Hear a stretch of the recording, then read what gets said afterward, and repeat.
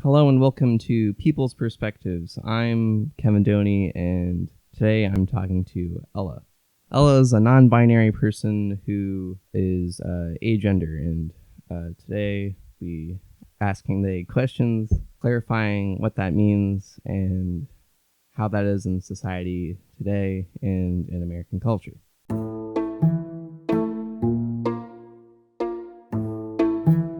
What does the term non-binary mean? The term non-binary is a way to explain how someone identifies. Usually in America today, there is a view that there are two genders. There is male and there is female, and that would be the binary, is male or female. Non-binary would mean that you don't identify with female or male. You don't quite feel like a girl per se, but you don't quite feel like a boy either. Non-binary.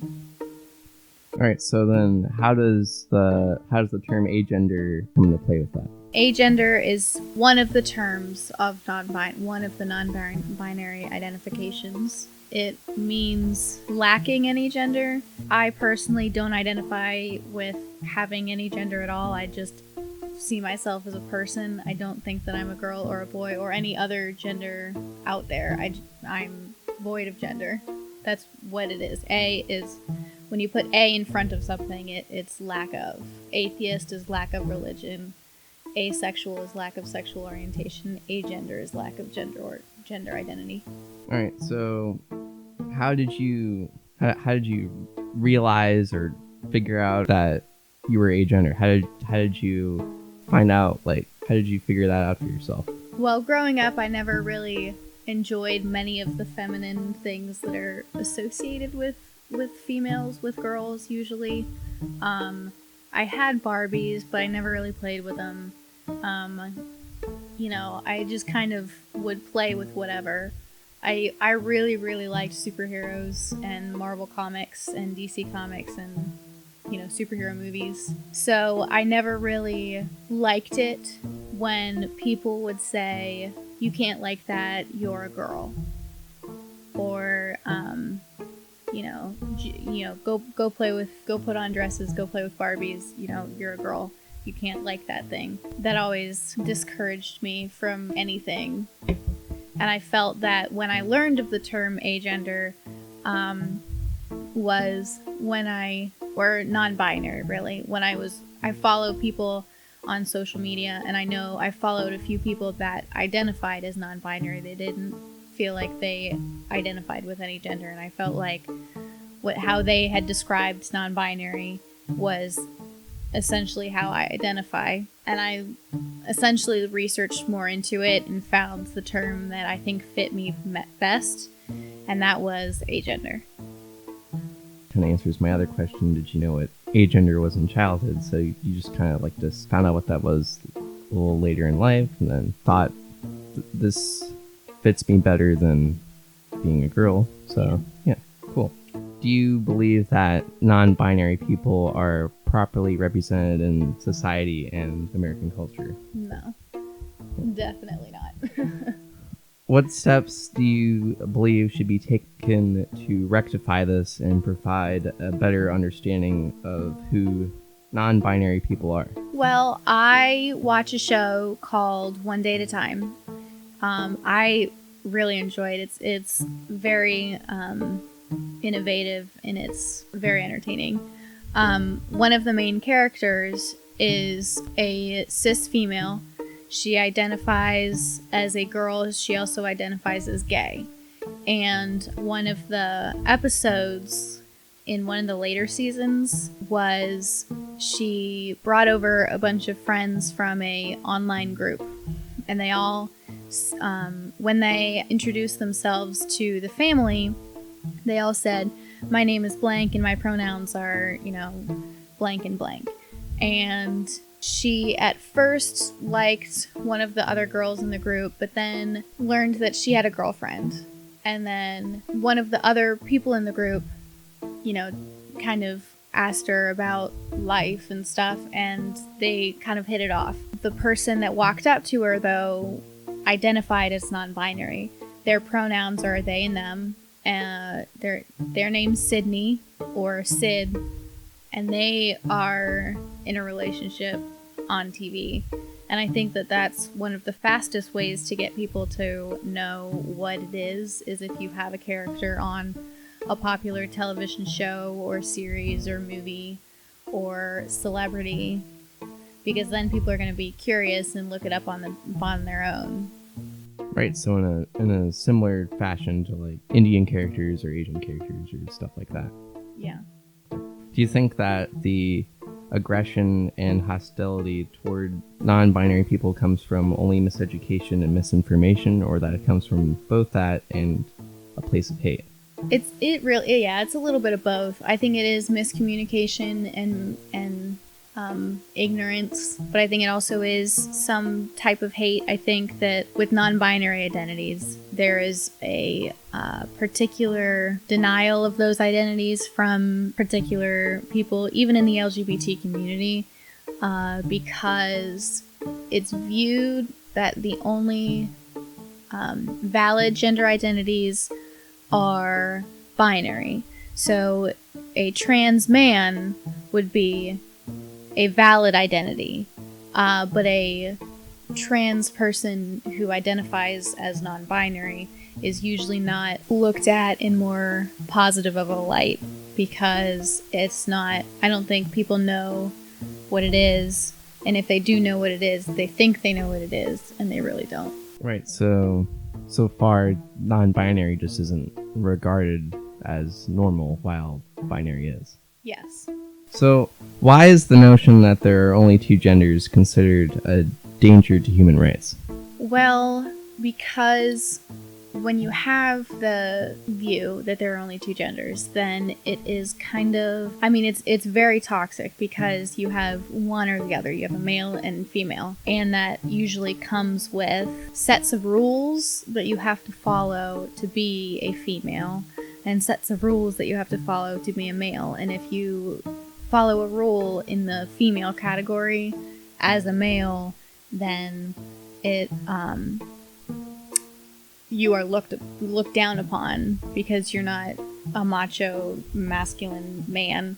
I know people, Travis McElroy is one of them, who is cis, straight white man, but he paints his nails. He wears rings, and he doesn't have a problem with it. He just likes to paint his nails. He likes sometimes to, put a little bit of makeup on it, and people look down upon that because he is a man and he should follow the rules set to be a male.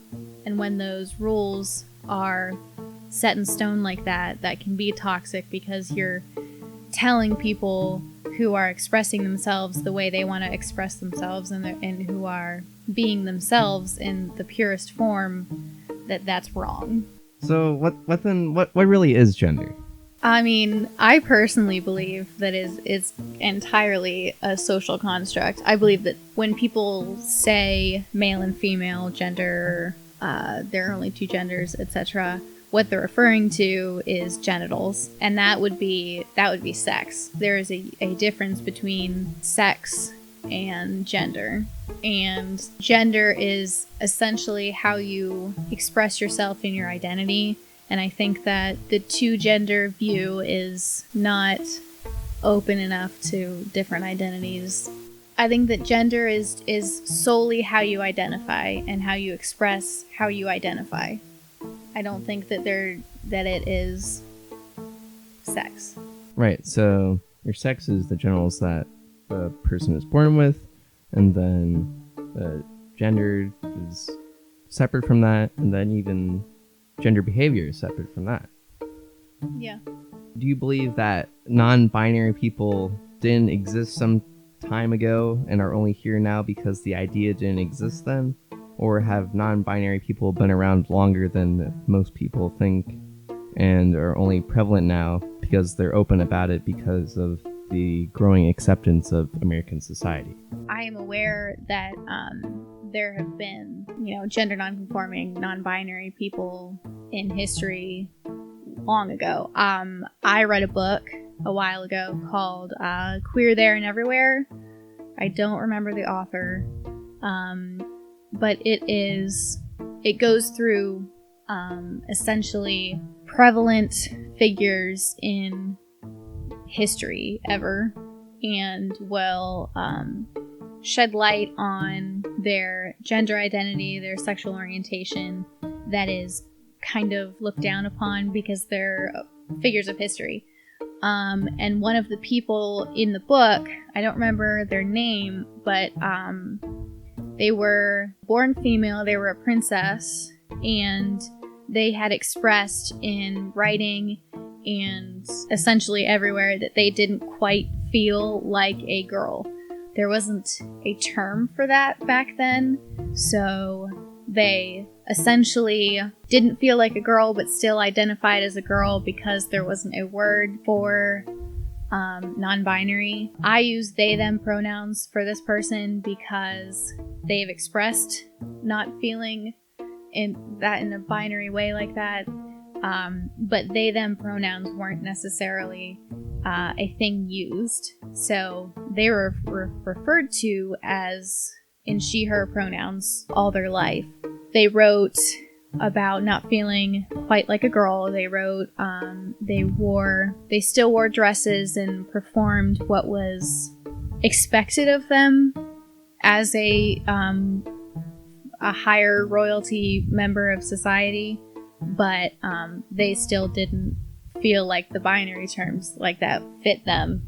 And that's just one example. I know there are probably plenty of others of people who felt like they didn't fit in a binary way, but didn't have a term for it. And I think that now that there is a term for it and there is the community around it, then it is more accepted and the education is out there more. So there are more people who are like this but have a word for it now.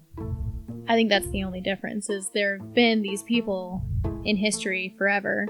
They just didn't have a term or pronouns to use to express that the way they felt. It kind of leads into another question. Do you think that today language is still like a limiting factor for non-binary people? Yeah. Yeah, because like there's not really any like singular version of like they and or whatever. Well, I mean, the Webster Dictionary has come out with that it is grammatically correct to use they them pronouns in a singular way. Like if you were to say, if you had a new hire coming in and this person was going to be your assistant, you would, when you talk about this person, if you don't know their gender, then you would say, I'm going to meet my assistant tomorrow. I hope they are nice. And that's grammatically correct. I mean, unless you're very, very important, I think that you would only get one assistant. But you would still use they in that way. So you're an artist. How does your gender influence the subject matter of your artwork? And how, if at all, is your gender reflected in your craft? I feel like with my non-binary identity, I am posed to essentially defend myself in front of almost anybody who will use she, her pronouns or, label me in such a way that I don't prefer. I have to be ready not to fight, but to kind of defend myself against those points of views, and I attempt to educate people. Some people aren't quite as willing to be educated on that subject, but it is what it is. So I feel like in my identifying as non-binary, I almost break the expectations of identifying in any way, and I feel in my art it is breaking the rules a lot. Do you think that in the future it would be beneficial to there be some sort of gender studies course that would be a required part of the curriculum, either in like middle school or high school or all throughout or whichever? Oh, definitely. There is such a discipline in the therapy world called gender therapy, and it is basically an hour that you go and you talk to a gender therapist and you essentially talk about gender. It's nothing else but you asking, explaining how you feel, and maybe your gender therapist would have a word for that. They would tell you. And I know that a lot of the people that have gone to gender therapy have felt a lot better in themselves and in identifying the way that they do, in having a word, in having another person to talk to about it. And I know that there's a place somewhere in Africa, they're teaching everyone, essentially, it is kind of like a gender studies class. It's like a group of like 12 to 14 year olds. They teach the females, the assigned female at birth females, they teach them self-defense. And then they all are in a class and they teach, it is quite binary, but they do teach the males that wearing a short skirt doesn't mean you're asking to get raped. And they teach the girls that you're allowed to say no in that kind of circumstance. And I know that it has lowered the sexual assault rates drastically. I know that that's just one way to go about this. If you add a segment about gender identity, I think that would reduce, all kinds of mental illnesses, because people would feel welcome in the world if they knew that there were other people who felt they identified as non-binary. I think that would create a sense of community and reduce mental illnesses, all kinds of problems that could easily be removed if someone is raised the right way. Gender therapy, that's basically like in a more personal setting. It's more about like gender and like knowing who you are and stuff. I mean, it's really just talking out gender and how you feel and how it could be if you identify. It's recommended for trans people, binary trans people. I know that is a lot of the ways that you can get like insurance for surgery, etc., depending on, it could be improved, because I know that if you express any type of questioning in terms of a binary trans person, then they reduce the amount of insurance that goes into it. But for like a non-binary person that can come in and express not feeling quite like, male or female, one or the other, and walk out having a word for the way they feel and the way they identify, would help a lot. Cool. I didn't even know that was a thing. So, do you think that this whole topic still needs to be a part of the political and legal conversation, or it's more of a social and cultural issue? I think it's definitely political and legal, because there are a lot of legal documents. One of the main questions they ask you is what gender are you? And when they say that, they say, what gender are you? And there is a box for male and there's a box for female. There's no other, there's no non-binary identity. I feel so proud when I see an other option, and I hate having to check one or the other. Check one or the other. I know that in England they now have legally a male, female, and non-binary. Those are the three that you can choose. And I know that, I don't remember what app I was going on, but I went on an app and they asked gender, and they had non-binary, they had agender, they had gender fluid, they had gender non-conforming, and I thought that was so cool. And I think that it is definitely a legal issue, because I think that I should be able to click the other option on a legal document. And I think that is a major issue that people are trying to bring up and trying to reform, but it's not quite going as successfully as I would hope. All right. Well, thank you for talking with me. Hopefully this will provide some better understanding to how broad of a term gender really is, and how many options there really are for people identifying for who they really are and everything, and that there will be better acceptance in America and eventually throughout the world sometime in the future. So thank you so much. And remember, people are people are people.